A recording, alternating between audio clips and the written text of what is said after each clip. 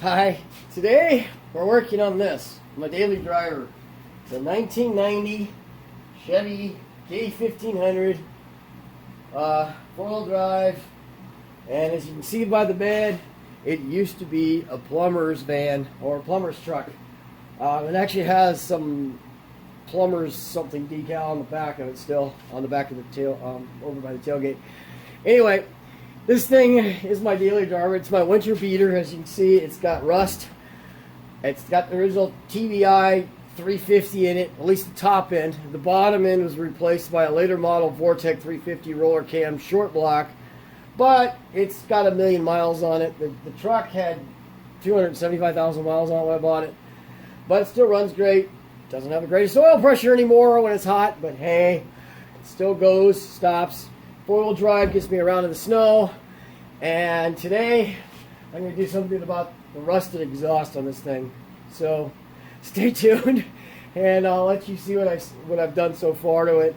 But I've got some pipes. I'm going to try to fix it, make it a little more respectable, make it hopefully it won't fall off this winter. Last winter, the original muffler and the tailpipe fell off, and I had to go dumpster diving for a muffler.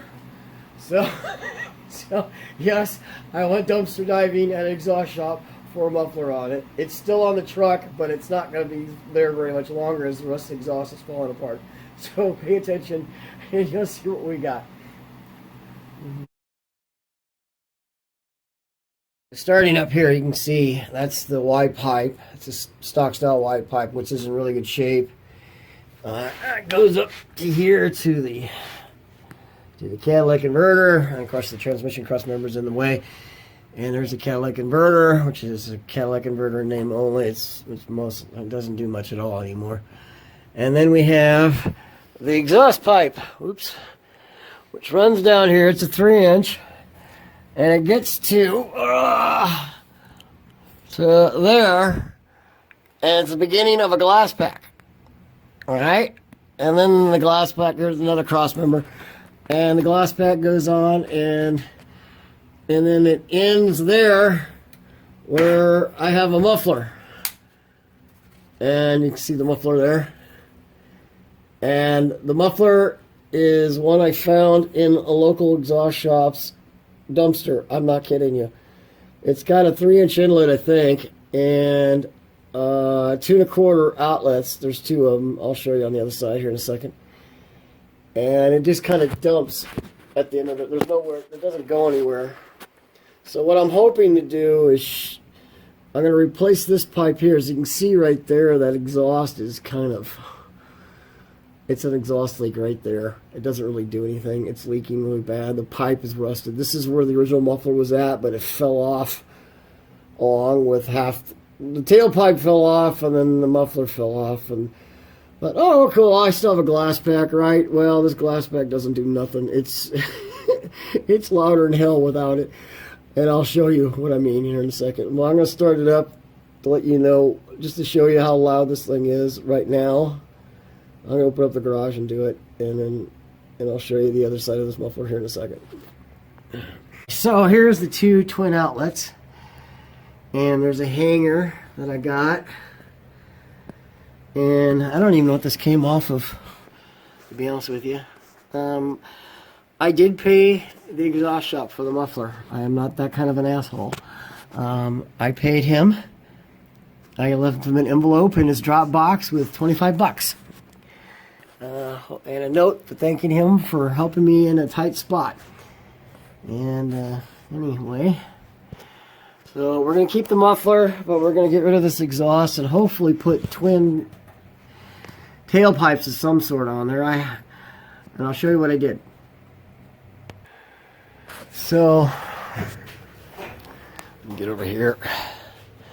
This is what they call a stick. It's a 7-foot long section of 3-inch pipe I got from the exhaust shop, same exhaust shop I was telling you about earlier. And then I had him bend a 2 1/4-inch stick with a couple of 90-degree bends. That way I can put turn downs or something on the on the muffler on the backs to get the exhaust from not just dumping right by the axle and kind of wafting out of the wheel well. So I'm going to cut these to fit what I need. And he was nice enough. These are 2 sticks. There's tailpipe. Sticks are usually 7 feet long, he says. That's what Scott at the Exhaust Pros here in town told me. Anyway, the reason being is that he says that they're perfect length for making tailpipes. And that's why they're 7 feet, not which I thought would be 8 feet or something, or 10 foot. But no, they're 8 foot, or 7 foot, excuse me. So let's start this beast up so you can hear what it sounds like.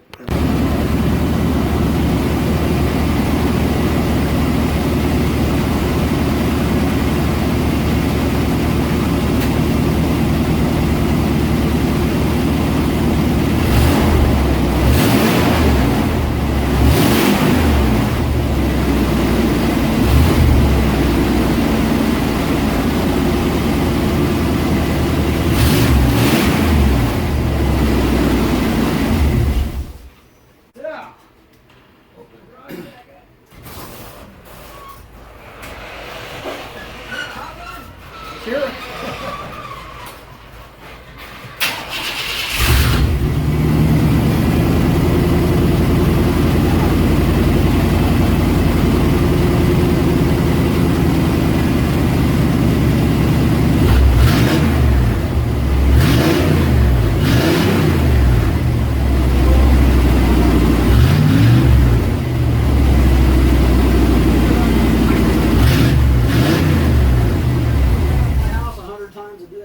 Yeah, if I wanted to be 25. Yeah.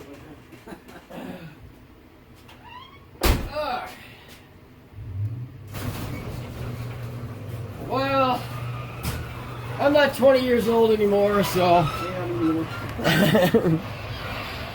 Truck forever. Just trying to figure out where we can hang the muffler. So we're gonna hang it here. You can see I'm using jack stands are great for. Grab my light here. It's kind of, I'll get my thumb out of the way. It's kind of, you can see, kind of get a reference point to the frame where it's at. It's farther forward than it was, but it'll work for what I'm doing. So I measured between the muffler and the catalytic converter, which is 30 inches. So we've already cut that piece. Oh geez, I'm sorry. We've already cut that piece, and what I'm doing here is I marked, this is where the torsion bar cross member is at, and it's going to be a little close with this, and the original pipe was dented over that, so I'm going to dent this in, so I have clearance over the torsion bar. You only need like a 1/4 inch of clearance, to keep it, because the torsion bar is not moving, and the cross member is not moving, so, and the exhaust pipe is not moving, so you don't need a lot of clearance, but you don't want it to rattle. A little gorilla and added a dent. For those of you who think your horsepower is going to be killed by doing this, you're wrong. Especially on a 200 horsepower TBI 350. Even if there's a 500 horsepower engine, doing stuff like this does not affect the horsepower whatsoever. Okay, after a couple of mornings working on trial fit, changing ideas, I finally got it back together. So what I did, well, anyway, let me just show you. So, I don't know if you can see the tailpipes here because I got the light shining in the wrong direction, but anyway, those are the 2 tailpipes as they kind of bend over and go towards the back of towards the tire, and then the muffler there, and then it goes underneath all the way down to the catalytic converter that was already on it, and then the original Y pipe that was already on it. So, and I had to make I had to bash the pipe to get it over the torsion bar cross member. And then I think it's pretty solid. I mean, it ain't going anywhere. I mean, it's got a little bit of give here and there, but it's not going anywhere. And then I got a hanger there and a hanger there. So now I'll show it to you from the other end. So this is the mess that I was left with. This is the mess that I was left with after all the cutting and recutting and more cutting and stuff. And get a little bit better look at it from back here. Maybe. Yeah, the tailpipes. They should have enough room between it and the shock. We'll see. Now let's see how it runs. See how it sounds. Get a video going of it running here in a second. I want to open the garage before I don't want to die of asphyxiation.